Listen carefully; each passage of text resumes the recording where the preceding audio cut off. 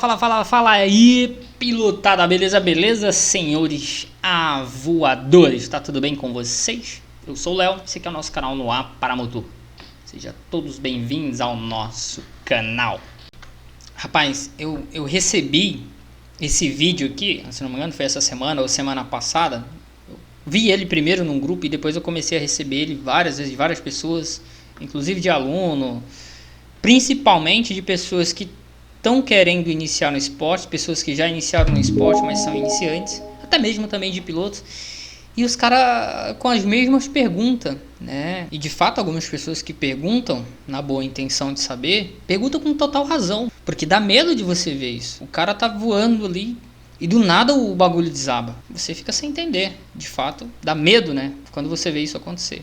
E principalmente para quem está iniciando no esporte, acha que a gente está numa roleta russa. E quando de fato existem vários fatores aqui, que a gente vai falar aqui um pouquinho do que pode ter provocado esse acidente, que são coisas, cara, muito básicas, que pode ter ocasionado esse acidente. Não só esse, como outros acidentes dessa mesma natureza. Que eu vou falar uma coisa pra você. No dia que eu vi um paramotor voando, ou que eu souber relato, ou que é mesmo acontecer comigo, de estar voando reto linear, e do nada, a asa fechar, do nada o piloto cai dali, brother, eu vou ser o primeiro, tá, a excluir esse canal aqui, vender todos os meus equipamentos, parar de voar, parar de dar aula, parar de fazer tudo que é relacionado ao voo, parar de viver do voo quando isso acontecer. Porque eu sei, gente, tá, que tudo que acontece tem alguma coisa ali por trás, tem alguma coisa que aconteceu. E nesse vídeo aqui eu vou mostrar pra vocês, no mínimo, três hipóteses do que pode ter ocasionado esse acidente. E no finalzinho dela eu vou mostrar mais ou menos aí pra vocês, vou falar mais ou menos o que de fato aconteceu, o que levou esse acidente ter acontecido. Só, mas antes de mais nada, galera, ó, não se esquece, se inscreve aí no canal, tá? Ativa o sininho de notificações, compartilha esse vídeo, clica lá em gostei. Galera,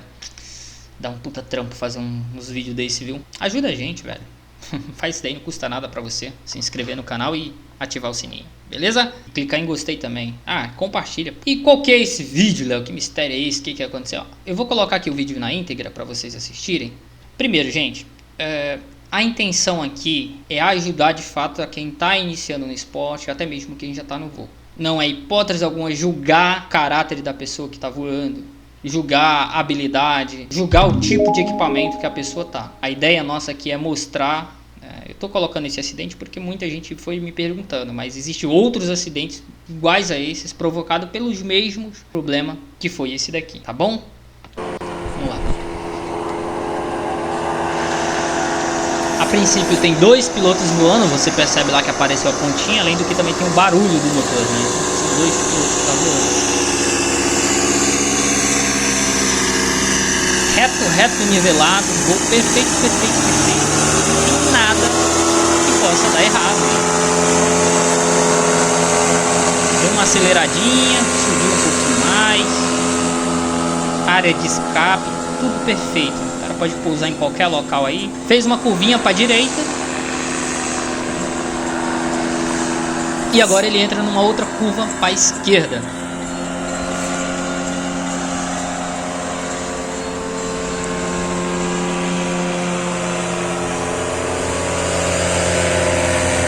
E de repente a asa do nada ela despenca, né? Do nada ela para de voar e cai. Vamos analisar parte por parte para vocês entenderem de fato o que aconteceu aí, tá bom? Aqui eu preciso ponderar duas coisas, né?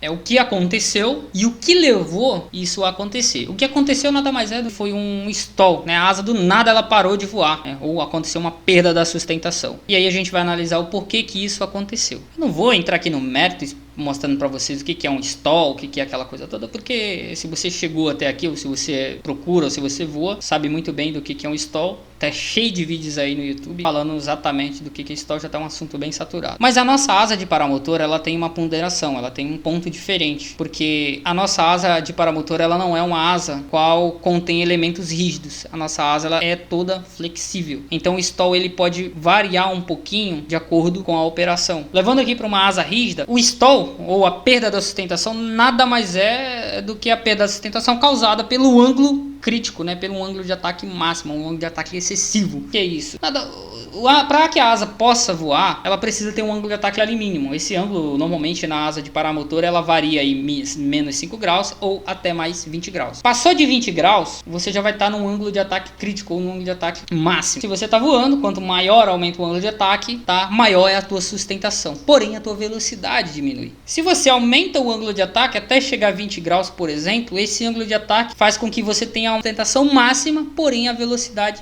mínima que a asa precisa para se manter voando. Passou disso daí, ela vai estolar. O que é? Aquele ar que estava passando aqui, ó, ele passava causando aqui uma diferença de pressão para que a asa possa se manter voando. Agora esse ar ele vai passar reto aqui, turbilhonado, e isso vai fazer com que causa o stall, causa a perda da sustentação. E no caso da asa rígida, ela vai para um lado, para o outro, ou até mesmo ela pode descer aqui para trás. A nossa asa, que é flexível de paramotor, ela basicamente ela deforma ali, ela despenca. Só que a nossa asa ela tem uma questão que ela pode agravar, que é a questão da pressão interna. Quando você infla a sua asa para voar, você está dando velocidade a ela, logo o ar vai estar entrando pelas bocas dela, vai causar uma pressão interna nela, vai fazer com que ela fique no formato de vela, de asa, beleza? Guarda isso daí. E quando você está em voo, como você está mantendo velocidade, o ar está entrando ainda mais nela aqui, causando uma rigidez ainda mais na vela. Só que o que acontece? Quando você freia a asa, você aumenta ali um pouquinho o ângulo de ataque e você diminui a velocidade também. Se você diminui a velocidade, logo a pressão aqui vai diminuir um pouquinho, tá? Mas até aí tudo bem, tudo isso aí é saudável, tá? A velocidade aqui é maior do que a pressão que você ocasionou aqui nos freios. Então logo a asa vai se manter na mesma estrutura, ela vai se manter naquela estrutura de asa, rígida, porém flexível, né? Ela vai ficar um pouquinho mais inchadinha ali, e aí tudo bem. Só que se você frear essa vela de modo excessivo, o que vai acontecer? Você vai aumentar ali muito o ângulo de ataque, fazendo com que a tua velocidade diminui, até porque também você está freando aqui, né? Tá causando uma resistência, então você está freando, diminui essa velocidade. E essa velocidade diminuir vai diminuir o fluxo de ar que está passando aqui. Então você vê que meio que vai estar espremendo todo esse ar que estava aqui dentro, fazendo com que esse ar saia daqui. Isso é bem notado quando a gente está pousando. Quando a gente pousa, o que a gente faz? A gente freia, tocou o pé no chão, a gente mete a mão lá embaixo para frear a asa, o qual ela aumente o máximo ali o ângulo de ataque, ou seja, você ganha o máximo de sustentação ali no momento do pouso, que você quer pousar macio, porém a tua velocidade praticamente é zerada. E aí o que acontece com a asa? Ela cai, né? Ela deforma basicamente. Então o que acontece no voo se você está voando e você freia essa asa de modo excessivo? Se você está voando e você freia essa asa de modo excessivo, vamos imaginar que você freia apenas um lado, é aquele lado que a vela vai parar de voar. É aquele lado, né, que a gente chama que ela vai parachutar. Por isso que a gente chama negativa, né? Ela vai negativar apenas aquele lado. Esse lado aqui vai avançar, né? Vai ser positivo, porém esse lado de cá vai ser negativo. Ela vai negativar, vai fazer com que a asa ela perda a sustentação apenas de um lado. Essa hipótese seria a primeira hipótese, ou seja, stall causado pelo excesso de freio do piloto. Você vê aqui, ó, quando ele começa, tá, ele tá voando, ele faz uma curvinha para, cara, perfeito essa questão aí que ele fez, ó. O cara fez um balão, velho. Ó, o que ele fez? Ele ia pousar, vamos imaginar que eu acredito que esse cara ia pousar de lá para cá. Então ele tava voando, de repente aqui, ó, ele fez um balãozinho para direita, para depois ele entrar aqui para esquerda, ó, e pousar aqui. Cara, perfeito. Só que no momento em que ele fez essa curva para a esquerda, perceba aqui, ó, que ele tá freando aqui à esquerda. Imaginamos que ele deu excesso de comando ali, excesso de freio, fazendo com que a vela ocasionasse essa perda da sustentação. Por isso que a gente sempre fala, principalmente para o aluno, uma curva, ela tem que ser o máximo aberta possível. Você nunca vai tentar fazer curva no eixo ali. A curva que você precisa fazer é uma curva mais aberta possível. Por quê? Principalmente para quem está iniciando, e eu não estou falando só quem está iniciando não, tá? Tem muita gente que voa até muito tempo, às vezes quer forçar uma curva ali no eixo, que eu vou explicar um pouquinho sobre curva no eixo para vocês terem uma ideia, e o cara acha que para fazer uma curva no eixo é somente frear aqui que a asa vai entrar. Não é, tem toda uma outra questão por trás, mas não vamos entrar nesse mérito ainda. Por isso que a gente sempre pede para o piloto fazer uma curva máximo aberta possível,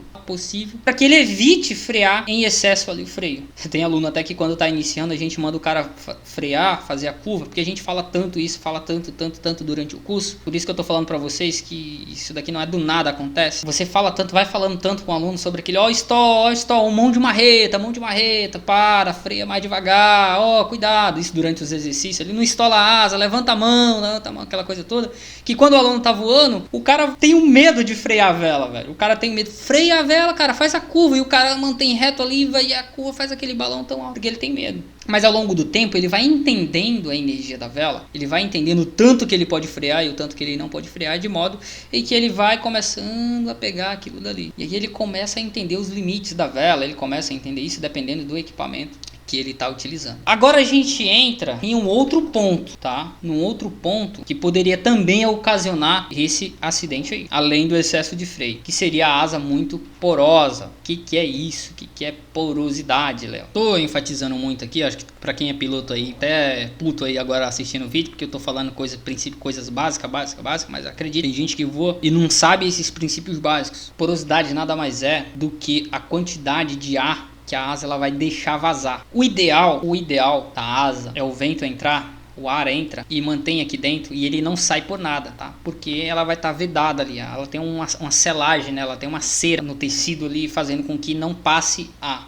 O ar que fica aqui dentro, ele fica preso, causando a ela o formato de asa, né? E a partir do momento em que a vela ela começa a ter o desgaste, ela vai ficando mais velha, você vai inflando ela vai arrastando no chão, ela vai ocasionando ali a perda da cera da vela, do tecido, você vai lixando ali a vela no chão, e aí de ano em ano ou a cada 100 horas de voo você precisa mandar essa vela para fazer uma manutenção, para medir a quantidade de ar que a sua vela tá deixando vazar. Vai chegar um momento que essa quantidade de ar que tá vazando, ela vai ser aceitável, de acordo com o manual da vela. Chega um momento que esse ar vai ser tão grande, em que de acordo com o fabricante, essa vela tá condenada para voo. Você não mais vai poder voar com ela porque ela tá vazando tanto ar que ela não vai mais manter a forma estrutural dela ali em voo. Por mais que você tenha muita velocidade, muita pressão aqui, muito vento batendo, muito ar entrando, vai chegar um momento em que tá vazando mais ar do que tá entrando aqui. Ela não vai manter a estrutura rígida dela. Então o ar ele vai começar a sair. E aí ela vai ficar muito meio molona. Guarda isso aí que você vai entender lá no finalzinho do vídeo, quando eu falar para vocês que podem ser a combinação dos 3 fatores. Então às vezes você vai estar voando uma asa dessa que precisa de muita velocidade para que ela possa se manter no ar, e quando você freia ali um pouquinho a vela, diminuindo o mínimo possível ali a velocidade, ela não aguenta, né? Ela já tá vovozona ali, então ela não aguenta o catrapo. O que ela faz, ela se desmancha, ela para de voar, ela parachuta. Em vez dela fazer esse movimento de ir para frente, de continuar voando, né? Ela faz isso aqui, ela cai, ela chama-se parachutagem, porque ela tá deixando vazar muito ar ali. Então você precisa que ela mantenha essa forma rígida, que é a velocidade, a média aqui, e o ar passando, mantendo ela nessa forma rígida. E aí quando ela tá muito porosa, ela fica vovozona, deixando passar muito ar aqui dentro. E aí você tem essa perda da sustentação. Imagina a seguinte situação,